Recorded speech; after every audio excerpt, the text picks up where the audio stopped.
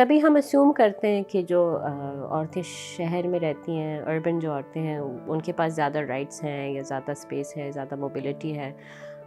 In practice مجھے تو نہیں نظر آتا ہے کہ جو اربن عورتیں ہیں ان کو زیادہ رائٹس ملتی ہیں. جو عورتیں ہماری رورل ایریاز میں رہتی ہیں وہ اکثر کام میں بھی انوالو ہوتی ہیں، پیڈ ورک بھی کرتی ہیں، وہ گھر کے کام بھی کرتی ہیں، وہ اپنے گاؤں میں اپنے کانٹیکس میں پاورفل ہوتی ہیں. تو یہ اسمپشنز مجھے لگتا ہے ہمیں نہیں لے کے چلنا چاہیے، کیونکہ ہمارا جو کانٹیکس ہے وہ بہت ڈائیورس ہے.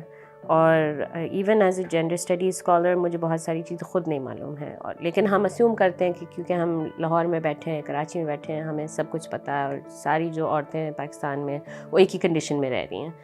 ایون سٹیز میں اگر ہم دیکھیں، جیسے میں نے لیاری کی بات کی، میں لیاری پہ ریسرچ کرتی ہوں.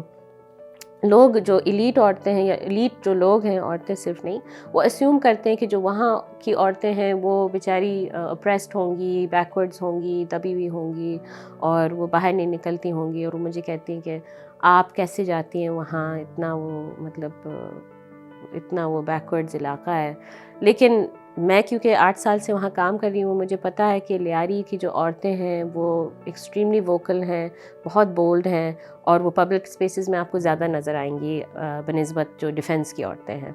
تو یہ ایون جو ہم اربن کانٹیکس کی بات کرتے ہیں تو یہ بھی اسمپشنز ہماری غلط ہیں کہ جو ایلیٹ عورتیں ہیں وہ زیادہ لبریٹڈ ہیں. جی ان کی پریولیجز تو ہیں کلاس کے حوالے سے، لیکن بہت ساری جگہوں پہ وہ پیچھے ہیں. وہ جینڈر جو سسٹم ہے اس میں وہ پیچھے ہیں، ان کے پاس اتنی موبلٹی نہیں ہے، اتنے کنزرویٹزم زیادہ ہے ان کی فیملیز میں.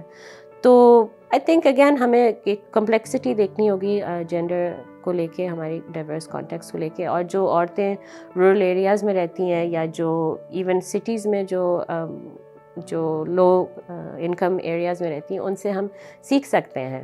وی don't have anything to teach them, وہ ہمیں سکھا سکتی ہیں. ہم ان کے ایگزامپل لے کے ہم بھی آگے بڑھ سکتے ہیں.